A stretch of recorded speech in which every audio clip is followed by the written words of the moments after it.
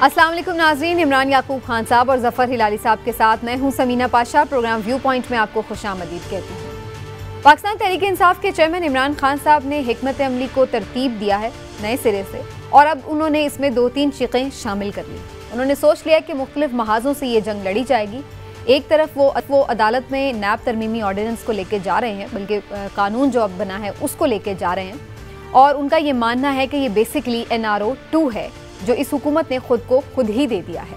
और इसके साथ साथ उन्होंने ये भी सोच रखा है कि दबाव जो उन्होंने सड़कों पर डाल रहा था वो दोबारा से बढ़ाएंगे और फिर से जलसे जुलूस का सिलसिला जारी रखेंगे। इसके लिए उन्होंने बता दिया है कि हफ्ते के रोज़ वो परेड ग्राउंड इस्लामाबाद में एक बड़ा जलसा करने जा रहे हैं। इसके साथ साथ जो 17 जुलाई को ज़िमनी इंतखाबात होने जा रहे हैं पंजाब के ज़िमनी इलेक्शंस में, उसके लिए कैंपेन के लिए भी इमरान खान साहब खुद उतर रहे हैं।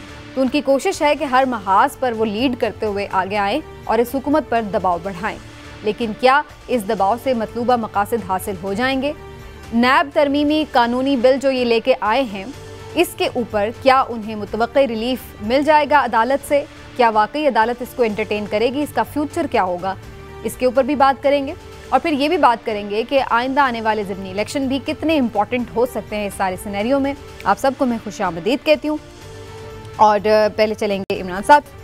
इमरान साहब, आज इमरान खान साहब ने बड़ी तफसील से जो प्रेस कॉन्फ्रेंस की, उसमें उन्होंने कहा कि ये एक NRO 2 है जो ये देने जा रहे हैं। कुछ लोग तो कह रहे हैं कि इनके पास कोई ऑप्शन नहीं है, ज़ाहिर है ये इन्हें जाना ही था सुप्रीम कोर्ट में। लेकिन आप समझते हैं कि सियासी मामलात को जब भी कोई तरमीम होती है, इस तरह बार बार अदालतों में लेके जाना, ये पार्लियामेंट की बालादस्ती के लिए कोई अच्छा शगुन है? बिस्मिल्लाहिर्रहमानिर्रहीम। समीना, देखें, असूली तौर पे अगर बात करें ना, तो सियासी मामलात को सियासी जमातों को पार्लियामेंट के अंदर ही हल करना चाहिए।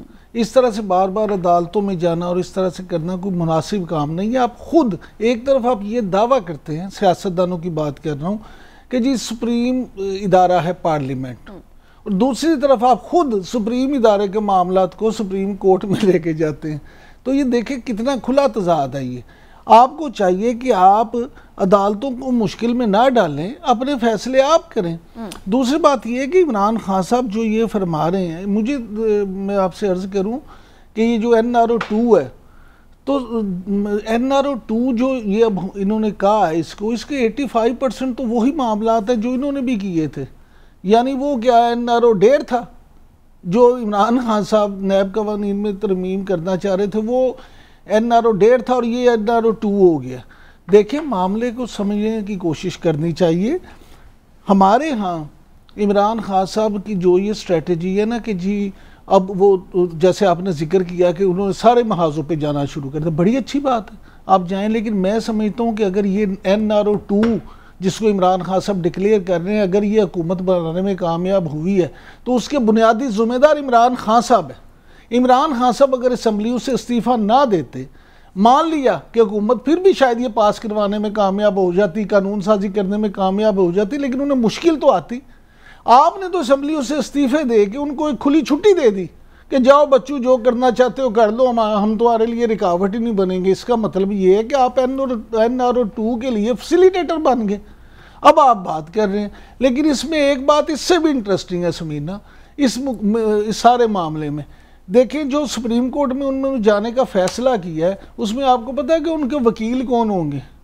उनके वकील ख्वाजा हारिस साहब होंगे। अच्छा, ये नून लीग के वकील?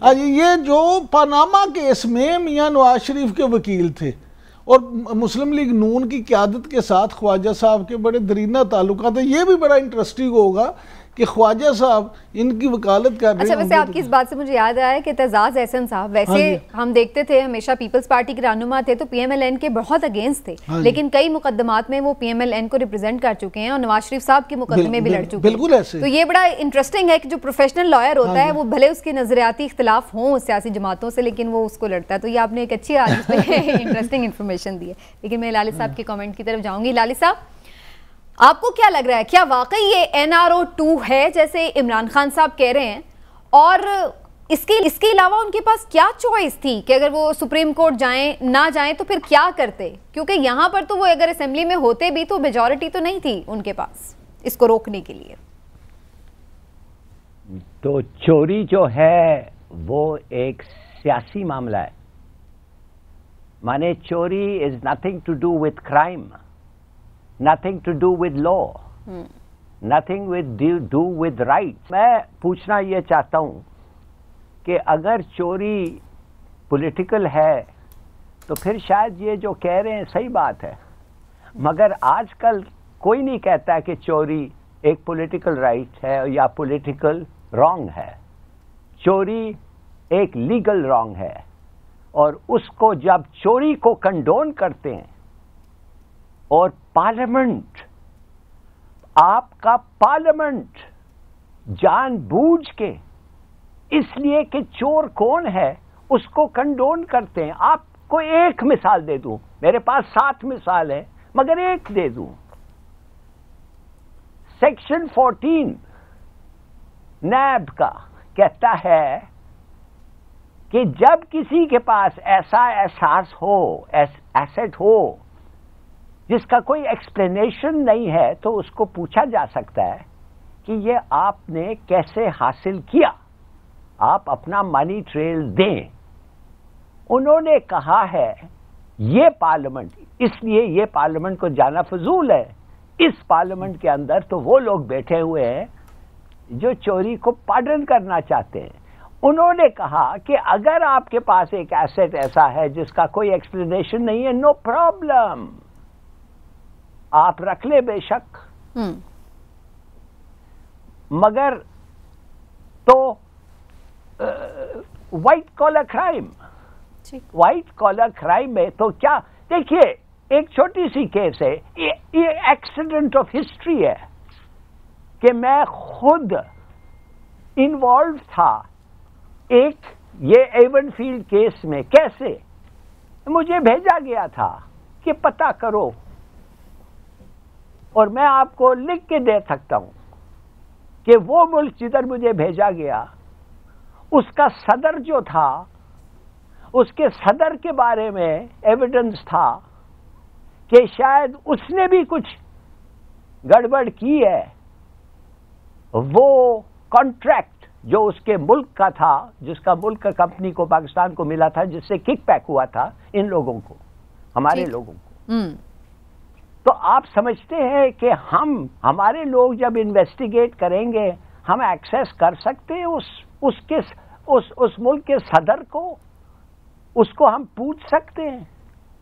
तो इसलिए कि करप्शन था, हमें प्रूव करना हो, how are we to prove corruption? ठीक है, माने एक दिन वो बैठा हुआ है, कुछ डिक्लेयर नहीं किया है, और एक दफे 4 महल आ गए हैं उसके पास, और हम उसको हक भी नहीं है हमारा प्रूफ। सेक्शन 14 नैब एक्ट कहता है जो भी हो आपके पास, किसी को कोई हक नहीं है प्रूव करने, उनको प्रूव करना है कि ये आपके पैसे गलत है। दूसरी बात, बाहर का evidence, section 2(6), can you believe it, बाहर से एविडेंस आप एक्रू नहीं कर सकते टू प्रूव के फॉर्जरी हुआ है। क्यों? कि Maryam Nawaz was involve. Section 9(a) asset definition को चेंज ही कर दिया है भाई। अब वो जो एसेट हम समझते थे वो नहीं है। क्यों? आसिफ जरदारी को निकालने के लिए केस में। सेक्शन 4 ब्यूरोक्रेट्स ने डर के फैसला किया है, धमकियों से फैसला किया है, मगर आप उसको सवाल नहीं कर सकते, उनको आप क्वेश्चन नहीं कर सकते। किसके लिए? राजा परवेज के लिए या खाकान साहब के लिए? Cases closed. सेक्शन 5 100 लोग चाहिए आपको, 100 पब्लिक के लोगों के खिलाफ अगर चीटिंग प्रूफ हुआ तो फिर आप वो केस ले जा सकते हैं और उस आदमी को सजा दे सकते हैं। क्यों? इसलिए कि ख्वाजा साद रफीक के लिए सिर्फ 76 लोग थे, 100 नहीं थे, लिहाजा केस क्लोज्ड। सेक्शन 5(e) बेनामदार, माने कि अब आपके डिपेंडेंट्स और एसोसिएट के नाम पे जितना भी आप कमाए, जितना भी उनके नाम पे एसेट्स हो, वो सब आप ले सकते हैं, इसलिए कि डिपेंडेंट्स एंड एसोसिएट्स के खिलाफ आप आप चार्जेस नहीं रख सकते। यार खुदा के लिए you are, this is justifying robbery after the fact. ये नहीं है कि आप एक कानून ऐसा बता रहे हैं जो शायद लोग आके हासिल करें, ये तो हो गया है कानून। ठीक है, तो आपका कहना ये कि पर्सन ओरिएंटेड किस्म की ये कानून साजी हुई है, जिसमें अपने केसेस को खत्म करने के लिए आपने बड़ी डिटेल से बताया है लाली साहब के क्या क्या हो सकता है। आपको कुछ अगर कमेंट करना है तो कर ले, मेरे साथ गेस्ट भी मैं जरूर कमेंट करना चाहूंगा। देखिए हिलाली साहब ने जितनी बातें की ना, बड़ी डिटेल में बातें की। मैं कहता हूँ कि फर्ज करें हम इस मफरूज़े को मान लेते हैं कि हिलाली साहब ने जो ये बातें की हैं बिल्कुल ठीक है, इनको सच मान लेते हैं। लेकिन मुझे बताएं, मेरा फिर वही है नुक्ता नज़र कि क्यों इतनी आसानी से ये कानून साजी हो गई। क्या इमरान खान साहब ने अगर रिजाइन ना किए होते असेंबलियों से तो इसको रोक ना पाते। इमरान साहब पहले इस बात को भी तो जज करें कि जिन्होंने की है उन्होंने क्यों किया, वो बाद में बात है कि इमरान खान साहब ने रुकावट क्यों, इसलिए ना कि आपने मैं तो मेरा तो पॉइंट ऑफ व्यू ये है कि अगर ये कह रहे हैं कि ये सब कुछ गलत हुआ है तो ये गलत उन्होंने खुद जानबूझ के करवाया है, वहां असेंबलियों से गैर हाजिर हो गए। सुन लेना, दूसरी बात 85% तो ये चीजें वो हैं जो वो भी कर रहे थे।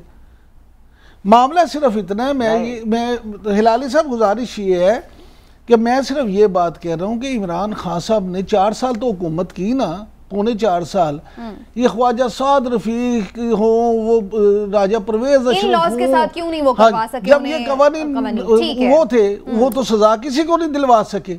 इसका मतलब है कि जब उन कवानीन के तहत भी सजा नहीं दिलवा सके तो फिर आपने बताया इसका मतलब है कानून ही बदल देने चाहिए। नहीं बदलने, मैं ये नहीं कह रहा। देखिए अपने अल्फाज मेरे मुंह में न डालें। बात ये है, देखें आप इस बात को फिर आप वो क्यों नहीं दिलवा मैं ये इसलिए मैं ये कह रहा हूँ कि आप नाअहल थे, आप नालायक थे, आप निकम्मे थे कि अच्छे कवानीन में भी आप सजा नहीं दिलवा सके। तो अब वो कहते हैं ना हाथ ना पहुंचे। लेकिन इसके साथ अगर आप मान रहे हैं कि ये कवानीन वाकई पर्सन ओरिएंटेड है तो फिर जो कर रहा है ये कानून साजी उसको भी तो क्वेश्चन किया जाना चाहिए ना। इस वक्त तो पहले हम बेसिकली मैं तो नहीं मान रहा, मैं तो हिलाली साहब के नुक्ता नजर पे बात कर रहा हूं। आपको नहीं लगता ये कि पर्सन ओरिएंटेड है? ठीक है, चलिए जी, राजा आमिर अब्बास साहब हमारे साथ मौजूद है, माहिरून भी हैं, साबिक प्रोसिक्यूटर जनरल नैब भी हैं, तो उनसे जरा जानते हैं कि क्या वाकई ये कानून साजी जो है ऐन आइन और कानून और के मुताबिक है। राजा आमिर अब्बास साहब बहुत शुक्रिया आपके वक्त का। पहले तो मैं वैसे आपसे, चूंकि ये डिबेट ये चल रही है तो मैं आपसे यही पूछ लेती हूँ कि ये जो कानून साजी हुई है आप समझते हैं कि ये स्पिरिट ऑफ द लॉ के अकॉर्डिंग है? स्पिरिट ऑफ द लॉ के अकॉर्डिंग है? देखिए, अभी इमरान साहब ने कहा कि क्यों इतनी आसानी से कानून साजी हो गई। आप कह रही हैं कि जी क्या ये स्पिरिट ऑफ द लॉ के हिसाब से है।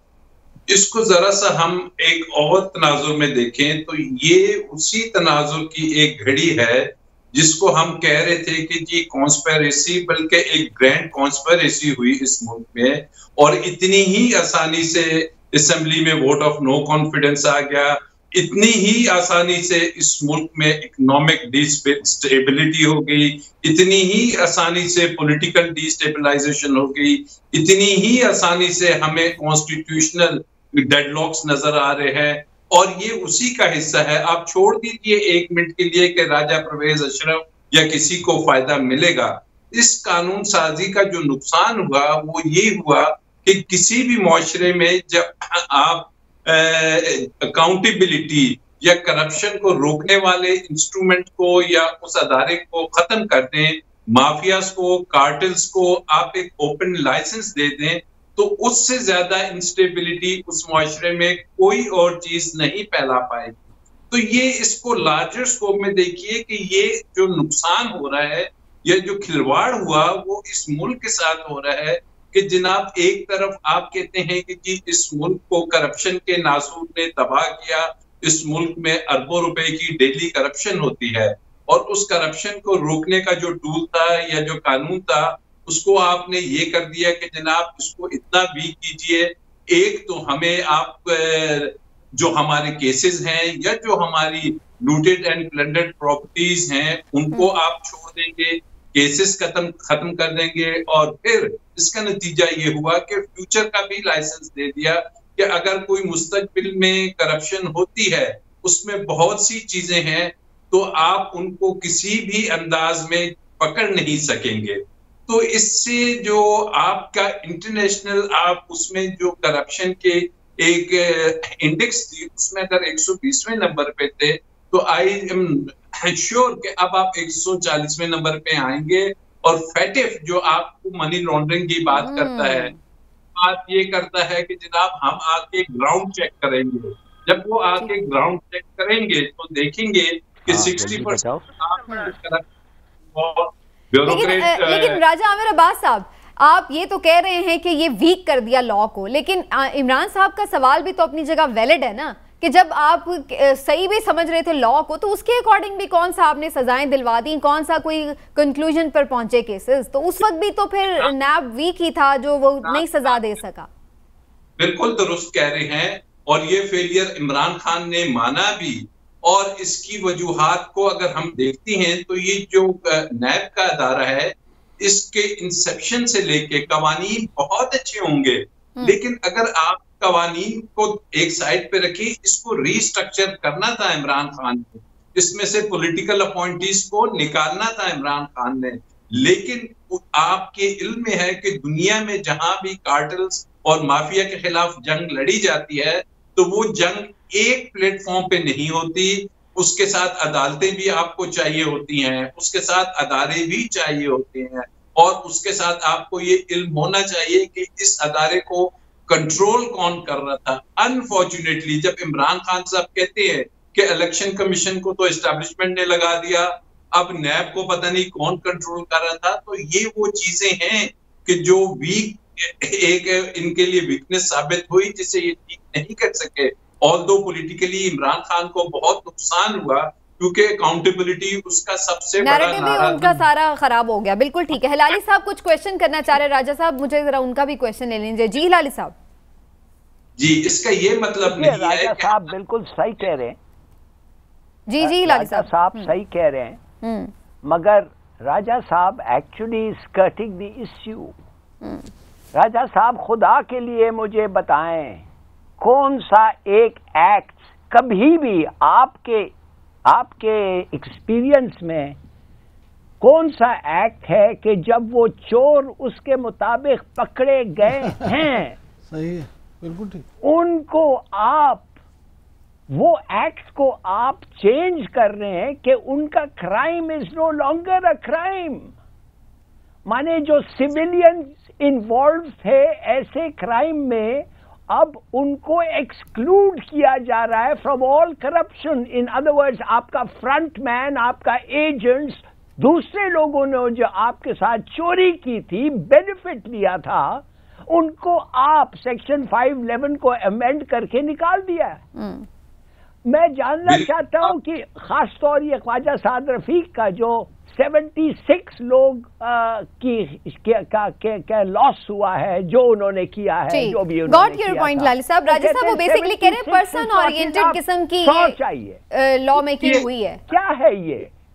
जी दुरुस्त कह रहे हैं, पर्सन ओरिएंटेड, ये टेलर्ड किस्म की अमेंडमेंट्स हैं। खाली आप ख्वाजा उस्ताद की बात ना कीजिए। जो सबसे इंपॉर्टेंट फैक्टर है वो ये है कि जो नैब के लॉज के मुताबिक जो हमारा बैरूने मुल्क से एविडेंस आता था, उसको हम कानून शहादत के तहत बल्कि एज इट इज माना जाता था। अब उस एविडेंस को माना नहीं जाएगा, जिसका मतलब ये होगा कि वो कैलिब्री फॉन्ट के एविडेंस, वो जो ट्रस्ट डीड थी, वो जो वहां से एक रिपोर्ट आई थी कि जी ये कॉपीज हुई हैं और फोटो उसमें पिन्स की भी कॉपीज आ गई हैं, वो एविडेंस को कंसिडर कोर्ट नहीं करेगी। तो इस किस्म की जो ये आई है, अब ये सुप्रीम कोर्ट ने देखना है। इससे पहले भी एनआरओ जब आया था तो उसको नॉन एस्ट किया था 14 रुकनी बेंच ने। इससे पहले भी जब नवाज शरीफ नाअहल हुए थे तो उन्होंने इलेक्शन एक्ट 2017 में एक रात में तरमीम की थी कि मैं पार्टी हेड तो रह सकता हूं, लेकिन सुप्रीम कोर्ट ने कहा ये पर्सन स्पेसिफिक है। उसके बाद हालिया सुप्रीम कोर्ट ने ऑब्जर्वेशन दी सो मोटो में कि जनाब ये जो वन साइडेड लेजिस्लेशन हो रही है, और खासकर जो ईसीएल में रूल्स बने हैं, क्या कैबिनेट के मेंबर्स जिन्होंने रूल्स बनाए हैं वो उससे मुस्तफीद नहीं होंगे? क्या खुद वो बेनिफिशियरी नहीं है? तो ये तमाम वो क्वेश्चंस हैं कि जो सुप्रीम कोर्ट का इस पे क्या मौकिफ हो सकता है, इस पर मैं आपकी अभी राय जानती हूँ, लेकिन लेट मी इंक्लूड इमरान साहब वंस अगेन। इमरान साहब, हम ये नहीं कहते कि ये वाकई इन्होंने चोरी की होगी, ये सब मुजरिम हैं, हम मान लेते हैं कि ये पॉलिटिकली मोटिवेटेड केसेस हों, तो क्या ही अच्छा ना होता कि ये लोग उनको उसी तरह फेस करते? पहले भी कौन सा उनके अगेंस्ट कुछ प्रूव हो गया था? अगर ये लोग गिल्टी ना होते, क्लियर हो जाते, क्लियर होने के बाद अगर ये लोग यही अमेंडमेंट्स करते तो शायद लोग इतना क्वेश्चन ना करते। अच्छा समीना, बड़ी सादा सी बात है। राजा साहब हमेशा ना बड़ी अच्छी गुफ्तगू, क्योंकि ये कानून को बहरहाल हमसे कहीं बेहतर समझते हैं, तो ये हमें बड़ा तफसीलन समझाते हैं। लेकिन being a follower of politics, मैं ये समझता हूँ कि पिछले अगर आप 2-3 जो रेलवे के मिनिस्टर हैं उनकी कारकर्दगी देखें ना, तो शायद कारकर्दगी के लिहाज से सबसे बेहतरीन, best of the best Khawaja Saad Rafique रहे हैं बतौर वज़ीर रेलवे। जो उनकी कारकर्दगी रही है, जो उन्होंने खसारा कम किया या जो ट्रेनें चलाई या जो भी किया, चले आप उस बात को पस पुश्त डाल दें। मामला ये देखने वाला है कि मान लिया ये बात कि जी अगर ये हो जाते तो उसमें क्लियर हो जाते, लेकिन उसमें इनमें से किसी को सजा भी नहीं हुई। यानी आप ये मैं वही तो कह रहा हूँ, ना क्लियर हुए ना सजा हुई। सुप्रीम कोर्ट की कितनी ऑब्जर्वेशन है जिसमें कहा गया नैब के कवानीन के हवाले से कि इसमें तब्दीलियां होंगी, स्पेशली कहा कि नैब ट्विस्ट करने के लिए यूज हो रहा है। अब देखें, मैं यही कह रहा हूं, जब आप सुप्रीम कोर्ट जैसा आपका सुप्रीम इदारा, मुल्क की आला तरीन अदलिया ये बात के कि इस कवानीन में तरमीम होनी चाहिए, तो फिर क्यों ना हो। ये अलबत्ता एक अलग बात है कि तरमीम किस तरह से होनी चाहिए और कवानीन किस तरह के बनाए जाने चाहिए। हमारा तो मैं कह रही हूं, जब सारी चीजें ऑलरेडी उनके फेवर में थी, तो ये बिला वजह अपने अगेंस्ट इमरान खान साहब खुद कहते थे और नैब कवानीन में वो भी तरमीम ला रहे थे। मैं सिर्फ ये बात करता हूँ कि यहाँ बहुत सारी बातें सिर्फ सियासी मुखालफत की बिना पे होती हैं। यहाँ पे क्या ही अच्छा होता कि हुकूमत और अपोजिशन दोनों मिल बैठ के फैसला करते और ऐसी कानून साजी की जाती जो एक्सपर्ट कवानीन के, जो राजा आमिर साहब जैसे जो मामलात को समझते हैं, उनको माहिरीन को साथ बिठा के, ताकि ऐसे कवानीन बनाए जाते जिससे वाकई ही मुजरिम बच ना पाए और कोई बेगुनाह उसमें फंसता। लेकिन पॉलिटिकली इनको फायदा होता अगर ये इन पे पहले क्लियर हो जाते, बेशक फिर उसके बाद इससे भी ज्यादा आसान कर देते। इस बात से मैं मुत्तफिक नहीं हूँ। पॉलिटिकली सुन लें, पॉलिटिकली इस माफी बड़ी इंतहाई माजरत के साथ, खास तौर पे लाली साहब के साथ, हम इतनी पस्ती में जा चुके हैं कि पॉलिटिकली किसी भी सियासतदान पे करप्शन के इल्जामात लगें, साबित हों ना हो, उसको पॉलिटिकली ना कोई नुकसान होता है ना कोई फायदा होता है। ठीक हो गया। राजा साहब, अब ये फरमा दीजिए, फॉलोअर्स तो फॉलोअर्स हैं, वो तो फॉलो करते रहेंगे चाहे कोई करप्ट निकल आए या ना निकले, लेकिन सवाल ये है कि सुप्रीम कोर्ट अब क्या इस पर एंटरटेन कर सकती है इस केस को? क्या मुतवक्के उसकी जजमेंट्स हो सकती हैं? कैसे इसको प्ली करना चाहिए पीटीआई को? व्हाट डू यू से? देखिए, इसमें ज़हन में एक चीज रखिए कि दुनिया में जितने भी पब्लिक ऑफिस होल्डर्स के लॉज हैं उनको मजीद सख्त बनाया जा रहा है।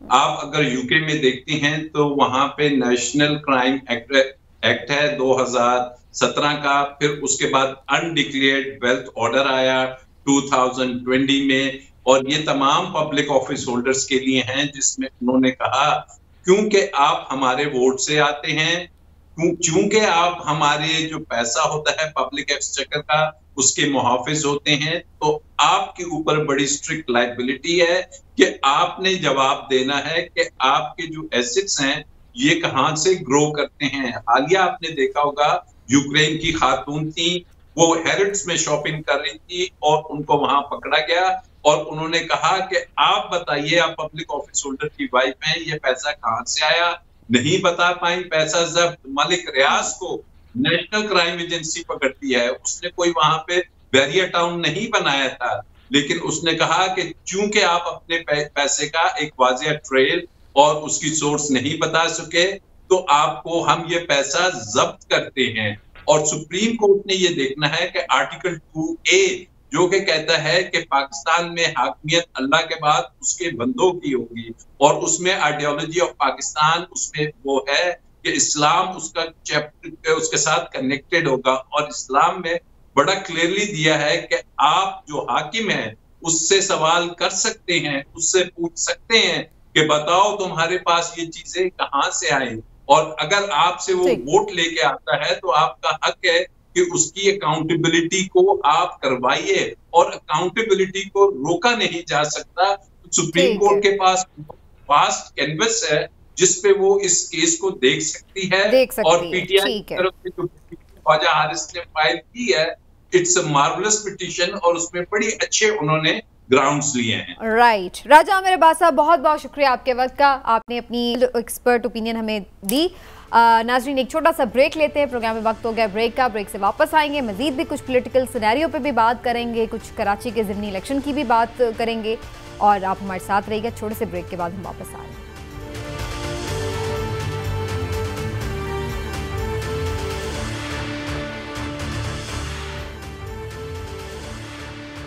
वेलकम बैक नाज़रीन। कराची में एक और ज़िमनी इलेक्शन होने को है 27 जुलाई को। ये NA 245 का हलका है जो कि मरहूम डॉक्टर आमिर लियाकत की सीट थी। उनके इंतकाल के बायस ये खाली हो गई। पाकिस्तान तहरीक इंसाफ के टिकट पर उन्होंने इस सीट को जीता था, लेकिन उसके बाद अब यहाँ पर 27 जुलाई को ज़िमनी इंतखाब होना है। यहाँ से जनाब अब सूरत हाल ये है कि ज़िमनी इंतखाब के लिए पीपल्स पार्टी ने भी, PTI ने भी, सब ने अपने अपने उम्मीदवार तो उतार दिए हैं, लेकिन NA 240 का जो इलेक्शन हुआ था उसके बाद काफ़ी सारी तहफ़्फ़ुज़ात हैं सियासी जमातों को, क्योंकि वो पुरतशद्दुद इलेक्शन भी हुआ था और लोग उसकी क्रेडिबिलिटी पर भी क्वेश्चन कर रहे हैं। बहुत सारे इल्ज़ामात हैं मुख्तलिफ जमातों के कि वहाँ पर ठीक तरीके से ये इलेक्शन नहीं कास्ट हुआ, और उस वजह से उनके जो इंतज़ामात हैं उस पर सवालिया निशान है। तो क्या NA 245 का इलेक्शन भी उसी तर्ज पर होने जा रहा है, और इस इलेक्शन की कितनी अहमियत होगी कराची की सियासत के हवाले से भी, ओवरऑल इमरान खान साहब के नैरेटिव को लेकर के भी, इसके ऊपर बात कर लेते हैं।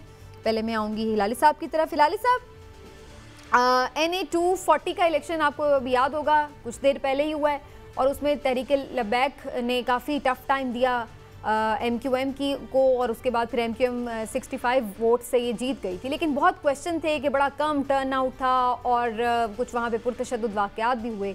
आप समझते हैं कि NA 245 का जो इलेक्शन है वो उससे डिफरेंट होगा?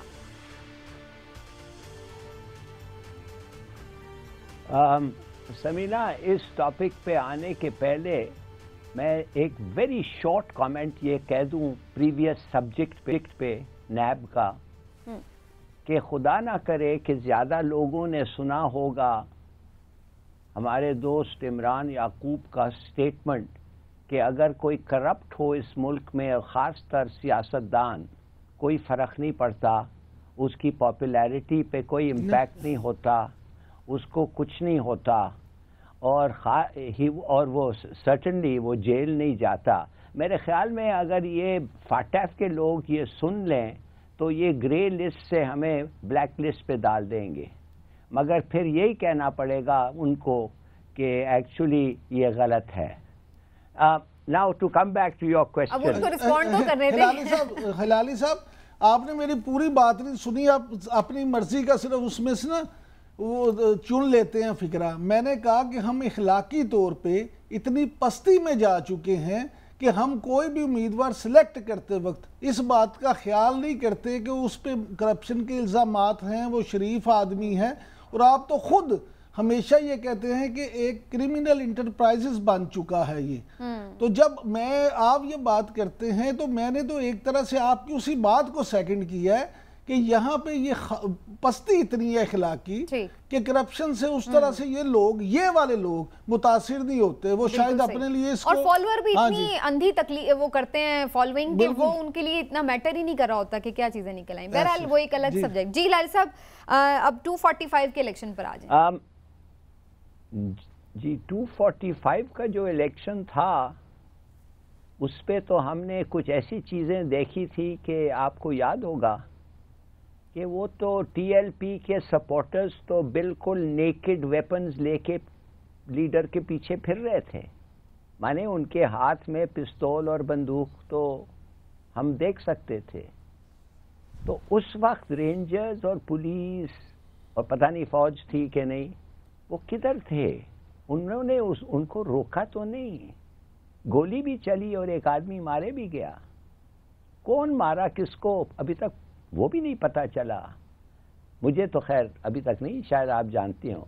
तो मैं सिर्फ ये कहूँगा कि अगर 240 को भी यही हालत होना है जो 245 था, सर अब 245 अब है। फायदा नहीं है, सॉरी 245 जो अब है। अच्छा, दूसरी बात यह है कि 245 का अब पीटीआई हिस्सा ले रहा है, जो पीटीआई अच्छा कर रहा है, हिस्सा ले रहा है। अपनी पॉपुलैरिटी को देखेंगे, उनकी पॉपुलैरिटी क्या है। मगर मैं समझता हूं कि क्या मैं आपको बताऊं, मैं समझता हूं कि एमक्यूएम जो है, मिसाल के तौर पे, क्या एमक्यूएम बटेगा? टीएस क्या है, पीएसपी जो है वो भी एक किस्म का ऑफशूट है ना एमक्यूएम का। एमक्यूएम है, टीएसपी है, पीएसपी है, फारूक सत्तार है। फारूक सत्तार साहब तो इंडिपेंडेंट आ रहे हैं सामने। हाँ, आई डोंट नो क्या होगा और क्या नतीजा होगा। गड़बड़ तो कुछ हद तक होगी। ठीक। तो मुझे बड़ी अफसोस आ रही है, हो रहा है। मैं समझता हूं कि अगर पीटीआई को जिस किस्म की पॉपुलैरिटी इस वक्त कराची की आवाम, जिस किस्म का टर्न आउट हो रहा है इमरान खान के कॉल पे, और अगले हफ्ते अगर ये वाकई इंडिकेटिव है ऑफ उनका ख्याल और सोच और उनकी चाहत, तो फिर मेरे ख्याल में आमिर लियाकत हुसैन का जो सक्सेसर है, पीटीआई का जो नॉमिनी है, वो आसानी से जीतना चाहिए। बट आई डोंट नो, बहुत सारे इफ्स एंड बट्स हैं इसमें। इफ्स एंड बट्स हैं। इमरान साहब, आपको भी ये इफ्स एंड बट्स नजर आ रहे हैं? देखिए, गुजारिश ये है कि कराची की सियासत में जो ये हल्का ना NA-245, इसकी इंतहाई, आप कह सकते हैं कि इंतहाई अहमियत का हामिल है। उसकी बुनियादी वजह समझें कि दो जमातें जो MQM और पाक सरजमीन पार्टी, उनके तो मरकजी दफ्तर इसी हल्के में। फिर दो सियासी जमातें हैं जिनमें पीपल्स पार्टी और जमात इस्लामी है, उनके सूबाई दफातर इसी हल्के में। यानी कि ये वैसी ही वहाँ कराची में हब रहता है ये हल्का हमेशा सियासी सरगर्मियों का। अच्छा, अब इसका वोटर जो है वो ज़्यादा उसका ताल्लुक है मिडिल क्लास से और अपर मिडिल क्लास से। निस्बतन ये पढ़े लिखे लोगों का हल्का है। इसमें इस हल्के में जो अनपढ़ लोग हैं वो कम वोटर हैं, ज़्यादा लोग पढ़े लिखे लोग हैं यहाँ। और सियासी सरगर्मियाँ यही वजह के भरपूर देखने में आती हैं। महमूद मौलवी साहब हैं जिनको पीटीआई ने अब टिकट दिया है। महमूद मौलवी साहब जो हैं, पिछली दफ़ा अली जैदी के साथ पोर्ट्स एंड शिपिंग की जो है वजारत, उसमें मावन खसूसी के तौर पे भी, उनके स्पेशल असिस्टेंट के तौर भी वो काम करते रहे। अच्छा, अब बिजनेस कम्युनिटी में महमूद मौलवी की अच्छी रेप्यूट है। अब सियासी तौर पे उन्होंने क्या किया है, उस हलके में वो कितने मकबूल हैं, उनकी पेनिट्रेशन क्या है, ये तो अब इलेक्शन में पता चल जाएगा। दूसरी तरफ देखने वाला मामला ये है कि क्या जो कैंडिडेट्स पीएसपी के हैं, एमक्यूएम के हैं, वो अब किस तरह से करते हैं। देखें, मुस्तफ़ा कमाल साहब ने तो 240 के इलेक्शन के नतीजे के बाद, आपको याद होगा कि बड़ी भरपूर एक प्रेस कॉन्फ्रेंस की थी और उसमें उन्होंने इल्ज़ाम भी आयद किया था कि ये इलेक्शन हम जीते हुए हैं लेकिन हमसे ज़बरदस्ती छीना गया। और उसमें वोट आप देखें मार्जिन जो था, और फिर लब्बैक पाकिस्तान, ये सारे मामला। तो मैं समझता हूँ कि इस वक्त भी, इस इलेक्शन में भी 245 में टाइट पोजीशन होगी और टर्नओवर बहुत ज्यादा नहीं होगा। नहीं होगा। अच्छा, मुस्तफ़ा कमाल साहब इस वक्त हमारे साथ मौजूद हैं। हिलाली साहब, सरबराह पाक सरजमीन पार्टी, उनसे बात करते हैं। इमरान साहब ने भी जिक्र किया कि उनके बड़े तहफ़्फ़ुज़ात रहे, तो अब क्या इलेक्शन के इंतज़ामात से वो मुतमईन होंगे? मुस्तफ़ा कमाल साहब, शुक्रिया आपके वक्त का, खुशामदीद कहती हूँ आपको शो पर। मुस्तफ़ा कमाल साहब, 240 में क्या प्रॉब्लम्स थी वो तो आपने हमें उस दिन भी इंडिकेट किया और बाद में भी आप उसका जिक्र करते रहे हैं। 245 में आप क्या एक्सपेक्ट कर रहे हैं? कुछ सिचुएशन बेहतर नजर आएगी? देखिए, वेरी अनफॉर्चुनेटली पता नहीं क्या दुश्मनी है कराची से।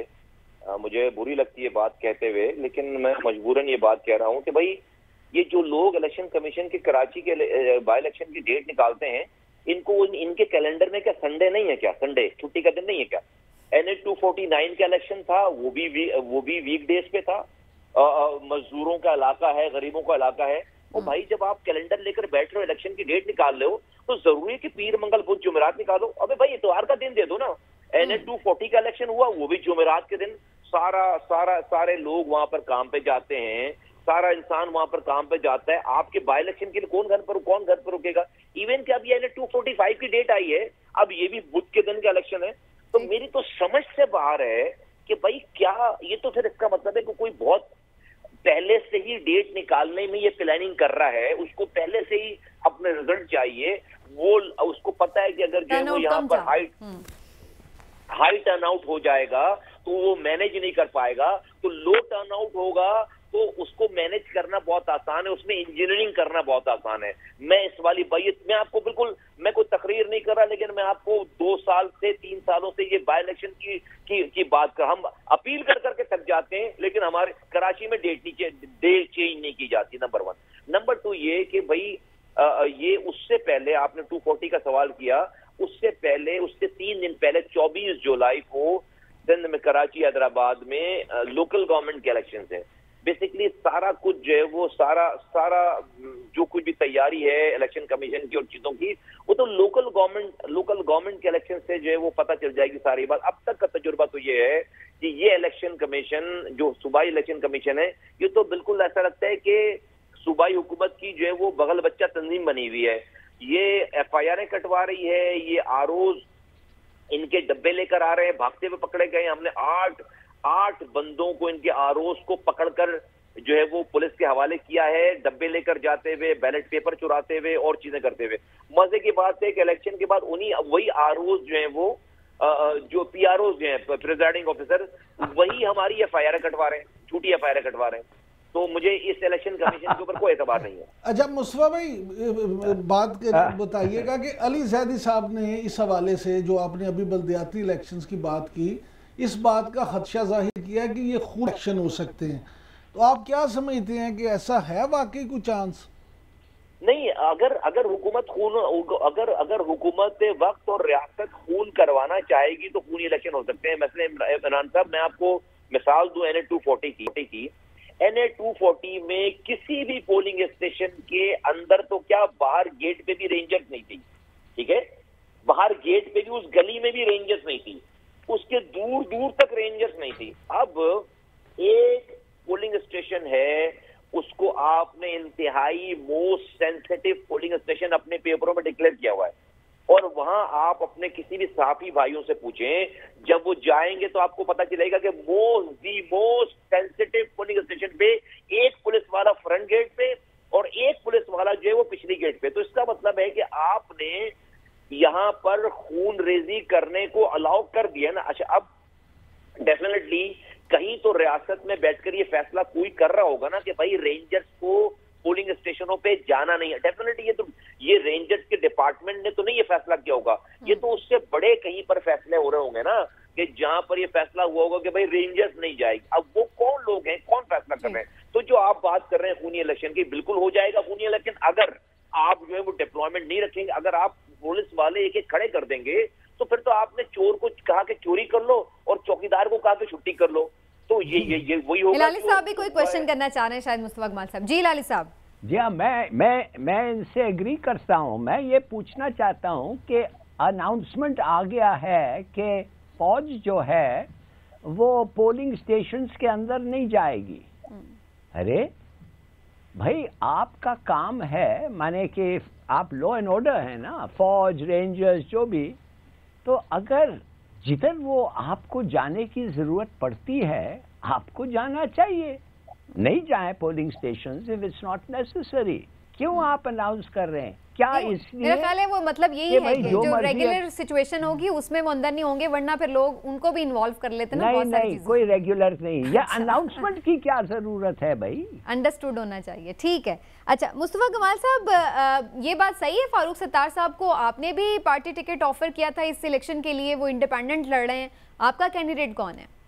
देखिए, हमारे 4 लोगों ने, बिल्कुल ऐसी कोई बात नहीं है, बिल्कुल ये बात सही नहीं है।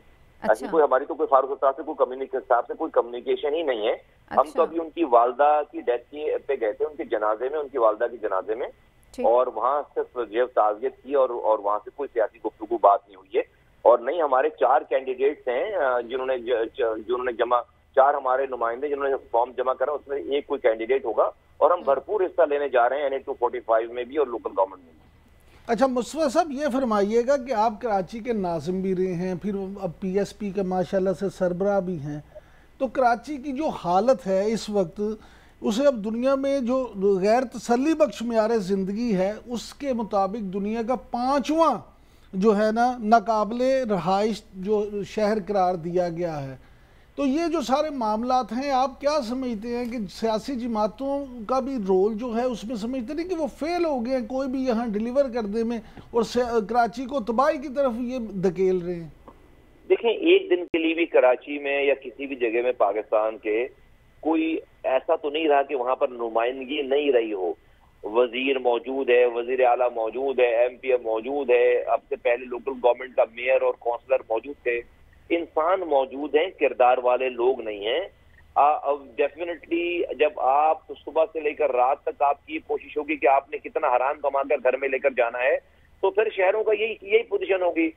इमरान भाई, आप आज से शुरू कर देंगे इसकी फिक्र करना, आप यकीन करें अगले दिन से चीजें जो है वो बेहतरी की तरफ जाना शुरू हो जाएंगी। इसमें कोई रॉकेट साइंस नहीं है। अनफॉर्चुनेटली पिछले 11 सालों से मेरे जाने के बाद इस शहर को बनाने की किसी ने कोशिश नहीं की, इसको लूटने का ही प्रोग्राम बना सारा। आखिरी काम अल्लाह ताला ने हमारे हाथों से करवाया था। उसके बाद इस शहर को जो मेरे बनाए हुए प्रोजेक्ट थे उसको सिर्फ मेंटेनेंस करनी थी उसकी, ये उस मेंटेनेंस में भी नाकाम रहे हैं। इतना बुरा हाल नहीं है कि इतने इख्तियारात नहीं थे कि उसकी मेंटेनेंस नहीं हो सकती थी, आराम से हो सकती थी सारी चीजें, लेकिन विल नहीं है। जिस काम की विल है वो काम कर रहे हैं। अभी ये इन्होंने एमक्यूएम ने पीटीआई से खत्म करके इत्तेहाद दोबारा से इस हुकूमत के साथ इत्तेहाद किया, पीपल्स पार्टी से बड़े वादे वईद और मुआहदे भी हो गए, तो आप समझते हैं कि अब इसके नतीजे में कुछ बेहतरी आना शुरू हुई है? कुछ 2 महीने में कुछ नजर आया आपको ऐसा कि उन मुआहदों पे कोई अमल दरामद? देखिए, मैं समझता हूँ कि पाकिस्तान के जो डिसीजन मेकर्स हैं उनको अपनी पॉलिसीज चेंज करनी पड़ेंगी। मैं समझता हूँ कि ये इलेक्शन NA 240 का हमसे छीना गया है। मेरे पास 13,927 वोटों का रिकॉर्ड है, शनाख्ती कार्ड तस्वीरों नाम के साथ। मैं प्रूव कर सकता हूं कि इतने लोगों ने हमें वोट डाला है, टाइमिंग के साथ मैं प्रूव कर सकता हूं कि इतने लोगों ने हमें वोट डाला है। मैं समझता हूं कि कराची में ये जो पहले 2018 में पीटीआई को आरटीएस सिस्टम खत्म करके पीटीआई को लाने की कोशिश की गई, दे दिया गया, वो कुछ नहीं डिलीवर कर सके। अब जो है वो टीएलपी को यहाँ पर जो है वो इस तरह गने देकर उनको खुलेआम छुट्टी दे दी गई है। मैं समझता हूँ कि इससे पाकिस्तान को नुकसान पहुंच रहा है। कराची पे अगर कब्जा होगा इस तरह से तो उससे कराची का नुकसान नहीं है, पाकिस्तान का नुकसान है। आप लोगों को अलाउ कर दें, छोड़ दें, जो जिसको वोट देता है उसको वोट डालने दें। और ये ठीक नहीं है, ये ठीक नहीं है जो हो रहा है। ये ठीक, एक दफा रियल रिप्रेजेंटेशन होगी तो चीजें ठीक हो जाएंगी इंशाल्लाह ताला, और कराची ठीक हो जाएगा इंशाल्लाह। अच्छा मुस्तफा भाई, ये फरमाइएगा कि अगर आपका ये दावा सच मान लिया जाए कि वाकई ही 240 में ऐसा हुआ है, तो फिर अब 245 में ऐसी सूरत हाल से बचने के लिए या निपटने के लिए आपकी क्या हिकमत अमली होगी?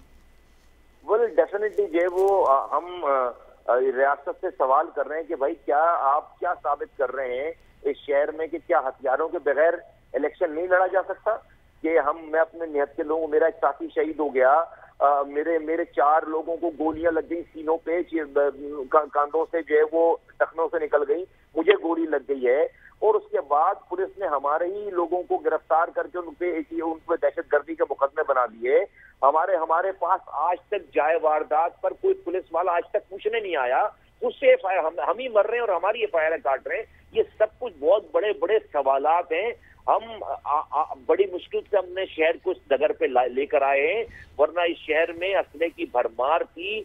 हमने इसको निकाला है। हमारे 6 सालों में एक भी आदमी नहीं मरा। हमने ये कल्चर डेवलप किया है। लेकिन जो कुछ हुआ NA 240 में वो एक बहुत बड़ा सवालिया निशान है कि आप किसी को अलाउ कर दें कि वो आकर जो है वो असले की सियासत दोबारा आम ना होने दी जाए। जफर लाली साहब का क्वेश्चन ले लीजिए। जी लाली साहब। मुस्तफ़ा कमाल साहब, ये बताएं, जो आपने बिल्कुल सही कहा कि ये ROs जो थे ये पकड़े गए थे, बैलेट बॉक्सेस लेके भाग रहे थे।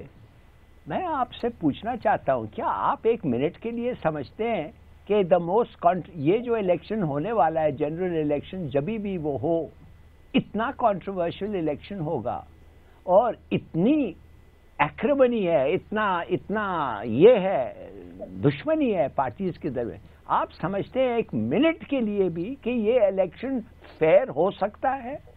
खास तौर जब ये इलेक्शन कमीशन यही है, मैंने कि can you believe even for a minute, तो मैं जानना चाहता हूं आपका क्या प्रपोजल है, क्या रिकमेंडेशन है। ये लोग तो नहीं कर सकते। देखें इलाही साहब, आपका जो है वो सवाल ना बहुत ही पर्टिनेंट है, बहुत इंपॉर्टेंट है, सेंसिटिव भी है। मैं पाकिस्तान आज जिस नहज पर आ गया है, मैं आपके तवज्जुह से आपके सवाल के जवाब में कहना चाहता हूं कि आपका ये इलेक्शन नेशनल सिक्योरिटी के मुतरादिफ है, नेशनल सिक्योरिटी की तरह इस पर कंसर्न होना चाहिए। और आप सिर्फ इलेक्शन ही नहीं करा होना चाहिए अगले इलेक्शन, बल्कि वो इलेक्शन जो है वो सही होते हुए, इंसाफ के साथ होते हुए दिखने चाहिए। ठीक है, उसमें लॉ एनफोर्समेंट एजेंसीज अगर अंदर नहीं खड़ी हो सकती तो उनको बाहर के एनवायरमेंट को कंट्रोल करना पड़ेगा और उनको जो है वो इस वेपन फ्री एनवायरमेंट क्रिएट करना पड़ेगा उनको, पार्टीज को। और देखें, अगर इंसाफ हो रहा होगा कोई आरओस के इलेक्शन, प्रिजाइडिंग ऑफिसर के पीआरओस के इलेक्शन नहीं हो, पार्टीज के वर्कर जो है वो पीआरओस बनकर नहीं बैठे हों, जब जाकर उस इलेक्शन पर ट्रस्ट होगा। आज की इस सिचुएशन को देखते हुए आपके सवाल का जवाब है कि मुझे यकीन नहीं है। करेक्ट, बिल्कुल ठीक। ऐसा इलेक्शन होना चाहिए जिसपे सब ट्रस्ट कर सकें। बहुत बहुत शुक्रिया आपका सैयद मुस्तफ़ा कमाल साहब, आपने वक्त दिया। पाक सरज़मीन पार्टी सरबरा मुतमईन नहीं नज़र आ रहे इन इलेक्शन के इंतजामात से, लेकिन बहरहाल उनका ये कहना है कि वो उम्मीद कर रहे हैं कि शायद सूरत हाल को बेहतर किया जाए, क्योंकि ये सिर्फ एक इलेक्शन की बात नहीं है, ये ओवरऑल आपका जो एक अनरेस्ट है सोसाइटी का उसको जनरेट करता है जब ये चीज़ें लोगों का इत्मीनान सिस्टम पर से उठता चला जाता है। बड़ा इंपॉर्टेंट है जनाब, देखते हैं नैरेटिव भी इसमें, चूँकि लोगों के इस वक्त एक्सट्रीम नैरेटिव भी हैं, तो उस पर भी एक रिएक्शन लोगों का एक्सपेक्ट किया जा रहा है टर्न आउट के ज़रिए। क्या वाकई ऐसा होगा या नहीं, हम इस पर नज़र रखेंगे। इंशाल्लाह फिर आपसे मुलाकात होगी। प्रोग्राम का वक्त खत्म हुआ। अल्लाह हाफ़िज़।